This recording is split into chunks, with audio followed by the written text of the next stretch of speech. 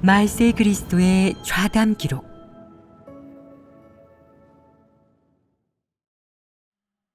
진리를 실행해야 폐교된 성품의 결박에서 벗어날 수 있다. 진리를 추구하는 것이 하나의 학문을 추구하는 것만큼 복잡하고 어려운 일이겠느냐? 사실 그렇게 어려운 일이 아니다. 사람이 진리를 사랑하는지에 달려 있다. 진리 추구 자체는 어렵지 않다. 전문적인 과학 분야를 연구하는 것보다 훨씬 덜 힘들고 내가 삶을 꾸려가는 것보다도 훨씬 쉽다. 어째서 그렇겠느냐? 진리 실제는 정상인성으로 살아내야 하는 것이고 갖춰야 하는 것이다. 그것은 사람의 정상인성과 관계가 있기 때문에 사람의 마음과 생각, 일상생활에서 행하는 모든 것, 그리고 사람의 사상과 떼어놓을 수 없다. 진리는 이론도 아니고 학문도 아니고 전문적인 일도 아니다. 진리는 공허하지 않다. 진리는 정상인성과 밀접한 관계가 있다. 진리는 정상인이 갖춰야 하는 생명인 것이다.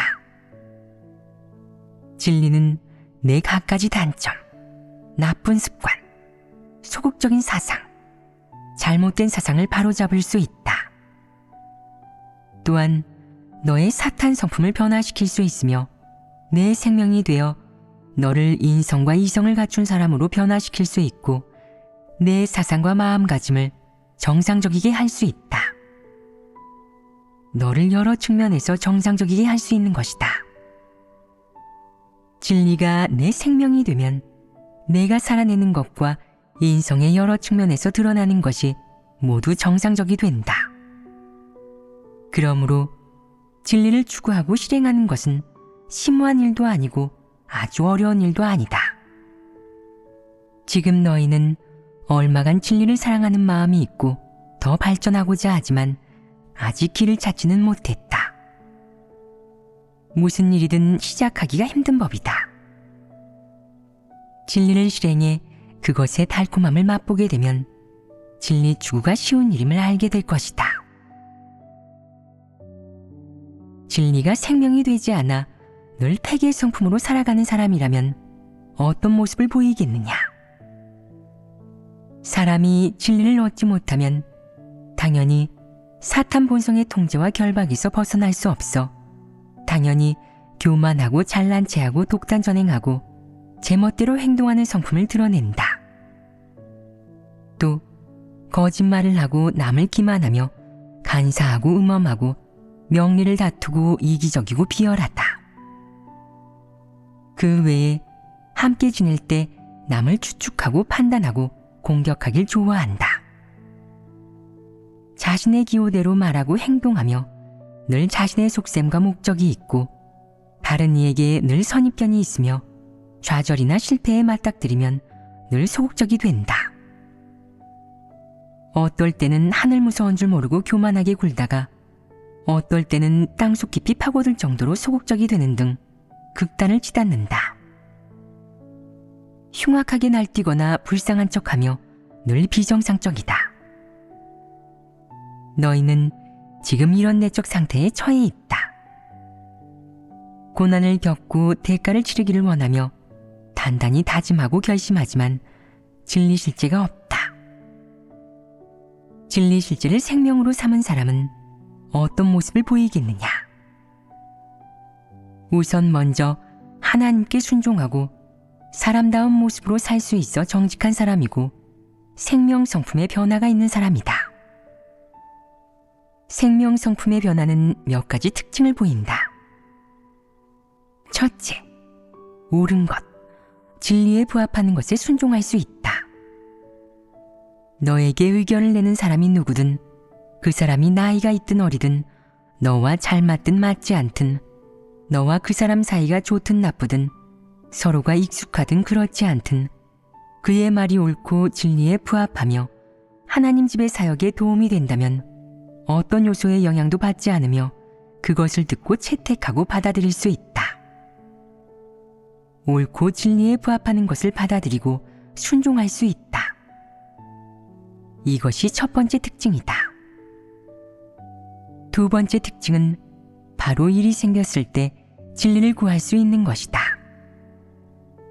진리를 받아들일 수 있을 뿐만 아니라 자기 뜻대로 일을 처리하지 않고 진리를 실행할 수 있다. 또 어떤 일이 임하든 모르는 일은 구하며 그 일을 어떻게 처리하고 실행해야 진리 원칙에 부합하는지, 하나님의 요구를 만족케 할 수 있는지 살펴볼 수 있다. 세 번째 특징은 바로 어떤 일이 임하든 하나님의 마음을 헤아리고 육을 저버려 하나님께 순종할 수 있는 것이다.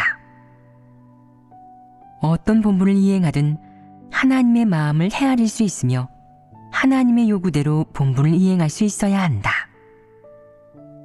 하나님이 그 본분에 관해 어떤 요구를 하면 본분 이행 과정에서 하나님의 요구대로 행동하고 하나님을 만족케 하기 위해 행할 수 있어야 한다. 이 원칙을 파악하는 한편 책임을 다하고 충성심을 갖춰야 한다. 이것이 바로 하나님의 마음을 헤아리는 것이다. 만약 이 일에서 어떻게 해야 하나님의 마음을 헤아릴 수 있는지, 어떻게 해야 하나님을 만족케 할 수 있는지 모르겠다면 구해야 한다. 성품 변화의 이 세 가지 특징을 스스로에게 대입해보고 내가 그 특징들을 갖췄는지 살펴보아라. 이 세 가지 부분에 모두 실제적인 체험과 실행의 길이 있다면 일처리의 원칙이 있을 것이다. 어떤 일을 마주하든 어떤 문제를 처리하든 어떤 실행 원칙이 있는지, 각각의 진리 원칙에는 어떤 세부적인 내용이 있는지, 어떻게 실행해야 원칙을 위배하지 않는지를 구해야 한다. 이러한 문제들을 확실히 하면 자연스럽게 진리를 실행할 수 있을 것이다. 어떤 사람들은 평온하고 아무 일도 없을 때 폐기의 성품이 눈에 띄게 드러나지 않는 것 같으니 스스로 훌륭하다고, 변화가 있고 진리 실제가 있다고 생각한다. 하지만 시험이 닥치거나 진리 원칙과 관계된 큰일이 닥치면 폐기의 성품이 드러나 소극적이고 곤혹스러운 상태에 빠진다. 어떻게 실행하는 게 적절한지 감을 잡지 못한 채 모든 일에서 어려움을 겪는 것이다. 예를 들어 정직한 사람이 되어 진실한 말을 하는 것은 진리를 실행하는 것이다. 너는 진실한 말을 할 때 어떤 어려움이 있느냐? 어떤 것이 너를 가로막느냐? 무엇이 너를 얽매고 결박해 진실한 말을 하지 못하게 하느냐? 체면, 지위, 허영, 감정과 개인적인 취향 같은 것들이 수시로 나타나서 사람이 진리를 실행하지 못하도록 가로막고 올가맨다. 이런 것들이 바로 폐괴의 성품이다. 폐괴의 성품은 어떤 배경에서든 사람의 내적 상태를 비정상적으로 만들고 갖가지 소극적인 것이 생기게 해 사사건건 너를 올가매고 통제하며 너의 진리 실행과 하나님 섬김을 가로막고 어렵게 하여 너를 몹시 지치게 한다. 겉으로는 모두가 자유로워 보이지만 사실 사람은 사탄의 폐괴 성품에 단단히 결박되어 선택의 자유가 전혀 없고 단 한 발짝도 나아가지 못한 채 힘들게 살고 있다. 대부분의 경우 진실한 말을 하는 것조차 힘들고 실질적인 일을 하는 것도 힘들며 본분을 제대로 이행하고 하나님께 충성하고 싶어도 그렇게 되지 않는다. 또 진리를 실행하고 하나님을 증거하는 것은 설상가상으로 더욱 어렵고 힘들다. 이것이 사탄의 폐괴 성품이라는 굴레에 갇혀 사는 것 아니겠느냐? 사탄의 흑암 권세 아래에 사는 것 아니겠느냐? 그렇다면 어떻게 벗어나야 하겠느냐? 진리를 실행하고 생명 진입을 하는 것 외에 또 다른 방법이 있겠느냐? 절대 없을 것이다. 전통 문화에 관한 지식이 사람을 사탄의 권세에서 벗어나도록 구원할 수 있겠느냐? 성경 지식을 알면 사람이 구원받아 사탄의 권세에서 벗어날 수 있겠느냐? 영적인 도리를 말할 줄 알면 사람이 구원받아 사탄의 권세에서 벗어날 수 있겠느냐? 모두 불가능하다. 반드시 하나님의 사역을 받아들이고 하나님이 선포한 모든 진리를 받아들여야만 폐괴 성품의 문제를 해결할 수 있으며 진리를 깨닫고 얻어 사탄의 권세에서 벗어날 수 있다. 좋은 사람이 되기를 추구하면서 나쁜 일을 행하지 않지만 성품 변화가 없다면 사탄의 권세에서 벗어날 수 있겠느냐? 도덕경을 공부하고 불경을 공부하고 전통문화를 배우면 진리를 얻을 수 있겠느냐? 하나님을 알 수 있겠느냐? 전통문화를 지키면서 진리를 추구하지 않으면 폐기의 성품이 정결게 될 수 있겠느냐? 하나님께 구원받을 수 있겠느냐? 이는 자기 기만으로 어떤 문제도 해결할 수가 없다. 많은 사람이 하나님을 오랫동안 믿었으나 흐리멍덩하게 믿으며 진리 추구에 관심이 없고 본분을 이행할 수 있다는 사실에만 만족한다. 또 악을 행하지 않거나 적게 행하고 좋은 일, 선한 일을 많이 하고 사랑으로 남을 도우며 언제나 교회를 떠나지 않고 하나님을 배반하지만 않으면 사람도 하나님도 기뻐하며 하나님 나라에 분깃이 있을 거라고 생각한다. 이것이 타당한 생각이겠느냐? 좋은 사람이 된다고 해서 폐기의 성품을 벗어버릴 수 있겠느냐? 구원받는 사람이 될 수 있겠느냐? 하나님 나라에 동참할 수 있겠느냐?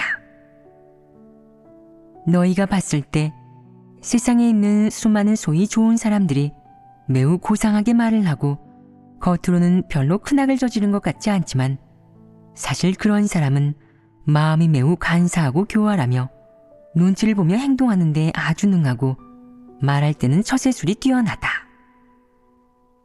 그런 자는 좋은 사람인 척하는 위선자로 외식하는 사람이다. 중용의 길을 걷는 사람들은 제일 음험하다. 누구에게도 미움을 사지 않고 세상 물정에 밝아 처세술이 능란하며 임기응변에 능하고 아무에게도 빈틈을 보이지 않으니 그야말로 살아있는 사탄이다. 너희 중에 이런 사람이 있느냐? 이렇게 사는 것이 힘들지 않겠느냐? 힘들 것입니다. 어떻게 해야 바꿀 수 있을지 생각해 보았느냐? 어떻게 해야 바꿀 수 있겠느냐? 어디서부터 시작해야겠느냐? 진리를 실행하는 것부터 시작해야 합니다. 진리를 실행하는 것부터 시작해야 한다. 진리를 깨닫는 것부터 시작해야 한다. 진리 실제에 진입하는 것부터 시작해야 한다. 이런 말은 하지 마라. 그것은 허황된 말로 사람이 도달할 수 없으므로 공허하게 들린다.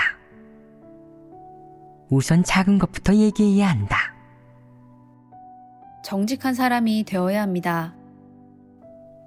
그것이 구체적인 실행이다. 정직한 사람이 되는 것이다.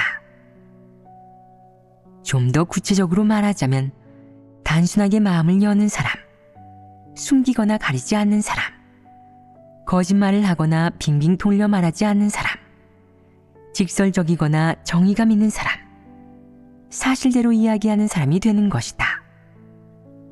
먼저 이런 사람이 되어야 한다. 가령 교회 사역을 교란하는 악인이 있을 때 리더가 너를 찾아가 상황을 물어보았다고 치자. 너는 누가 그랬는지 알고 있지만 그 사람과 사이가 좋기 때문에 그에게 미움을 사고 싶지 않아서 모른다고 거짓말을 한다. 리더가 다시 자세하게 물어보자 너는 말을 빙빙 돌리고 핑계를 대면서 악인을 위해 숨긴다. 이것이 간사함 아니겠느냐? 너는 사실을 말하지 않고 계속 마음속에 숨긴다. 왜 그렇게 하겠느냐? 남에게 미움을 사고 싶지 않기 때문이다. 너는 인간관계 유지를 1순위에 두고 남에게 미움을 사지 않는 것을 가장 우선시하며 진실한 말을 하고 진리를 실행하는 것을 가장 마지막에 둔다. 이는 무엇에 통제된 것이냐? 사탄 성품에 통제된 것이다. 사탄의 폐괴 성품이 내 입을 막고 진실한 말을 하지 못하게 하니 너는 사탄의 성품대로 살 수밖에 없다. 폐괴의 성품은 무엇이냐? 폐괴의 성품은 바로 사탄의 성품이다. 사람이 폐괴의 성품대로 산다면 그 사람은 바로 살아있는 사탄이다. 말할 때 항상 시험하면서 직설적으로 이야기하는 법 없이 빙빙 돌려 말하고 심지어는 때려 죽여도 진실을 말하지 않는다. 이것은 폐괴의 성품이 너무 심해서 인성을 완전히 상실하고 이미 마귀가 된 것이다. 너희 대부분은 하나님께 미움을 사고 하나님을 기만할지언정 다른 사람들과의 관계를 유지하고 사람들 사이에서 자신의 지위와 명예를 지키려고 한다. 이것이 진리를 사랑하는 것이겠느냐? 이런 자가 진리를 추구하는 사람이겠느냐? 이는 눈 하나 깜짝하지 않고 하나님을 기만하는 것이며 하나님을 경외하는 마음이 조금도 없는 것이다. 감히 하나님을 기만하다니 야심도 패역도 너무 큰 것 아니겠느냐? 그러면서도 평소에는 자신이 하나님을 무척 사랑하고 경외한다고 생각하며 하나님을 생각할 때마다 하나님은 크고 위대하며 측량할 수 없는 분이라고 느낍니다. 하나님은 사람을 사랑하십니다. 하나님의 사랑은 참으로 진실합니다. 라는 말을 입에 달고 다닌다. 말은 번지르르 하지만 교회 사역을 교란하는 악인을 보고도 폭로하지 않고 무골호인이 되어 하나님 집의 이익은 지키지 않으면서 자기 명예와 이익, 지위만을 지키며 사실과 진상을 뻔히 알면서도 사실대로 말하지 않고 빙빙 돌려 악인을 비호한다. 너에게 사실을 말하라고 하면 그것은 너무도 어려운 일이다. 너는 사실대로 말하는 것을 피하려고 쓸데없는 말을 얼마나 많이 했느냐? 자기 명예와 체면을 지키기 위해 말을 얼마나 빙빙 돌리고 얼마나 많은 궁리를 하고 얼마나 힘들게 사느냐? 이렇게 살면 하나님이 기뻐하겠느냐? 하나님은 간사한 사람을 가장 혐오한다. 사탄의 권세에서 벗어나 구원받고 싶다면 진리를 받아들여야 한다. 먼저 정직한 사람이 되는 것부터 시작해 솔직한 말, 꾸밈없는 말을 하고 감정에 얽매이지 않아야 하며 거짓과 기만을 벗어버리고 원칙 있게 말하거나 행동해야 한다. 이렇게 살면 홀가분하고 즐거우며 하나님 앞에서 살 수 있다. 늘 사탄 철학으로 살고 거짓말과 속임수로 하루하루를 보낸다면 너는 사탄의 권력 아래에서 사는 사람이며 흑암 속에서 사는 사람에 속한다. 사탄의 세상에서 살면 점점 더 간사해질 뿐이다. 너는 이렇게 오랫동안 하나님을 믿으면서 이렇게 많은 설교를 들었는데도 폐괴의 성품이 정결케 되지 못하고 여전히 사탄의 성품대로 살고 있다. 그것이 역겹지 않으냐? 부끄럽지 않으냐? 내가 하나님을 얼마나 오래 믿었든 이방인과 다를 바가 없다면 하나님을 믿는 것이 무슨 의미가 있겠느냐? 그런 식으로 하나님을 믿어서 정말 구원받을 수 있겠느냐? 내가 살아가는 목표도 원칙이나 방식도 변하지 않았다. 그저 이방인보다 하나님을 믿는다는 칭호 하나만 늘어났을 뿐이다. 겉으로는 하나님을 따르는 것 같지만 생명 성품에 전혀 변화가 없어 결국 구원받을 수 없다면 이는 헛된 기쁨 아니겠느냐? 그렇게 하나님을 믿어서 진리 생명을 얻을 수 있겠느냐? 절대로 얻을 수 없다. 오늘은 성품 변화의 3가지 특징에 대해 교제했다. 그 세 가지 특징이 어떤 것인지 정리를 해보아라. 첫째, 옳은 것, 진리에 부합하는 것을 받아들이고 거기에 순종할 수 있는 것입니다. 둘째, 일이 닥쳤을 때 진리를 구하고 실행하며 제멋대로 행동하지 않는 것입니다. 셋째, 무슨 일이 있어도 하나님 마음을 헤아리고 육을 저버려 하나님께 순종하는 것입니다. 그 세 가지 특징에 대해 평소에 많이 묵상하고 교제해야 한다. 또 현실 생활에서 항상 자신과 대조해 보면서 실행하고 진입하도록 연습한다면 진리를 얻어 성품 변화를 이룰 수 있을 것이다. 어떤 분야의 진리를 교제하든 진리를 사랑하는 사람은 쉽게 받아들이고 진리를 실행하고자 하는 사람은 진리를 얻을 수 있으며 진리를 얻은 사람은 성품 변화를 이룰 수 있다. 반면 양심과 이성이 없고 진리를 사랑하지 않는 사람은 진리를 받아들일 수도 실행할 수도 없으므로 진리를 얻을 수도 없다. 진리를 얻어 성품 변화를 이루는 것은 각자의 추구에 달려 있다.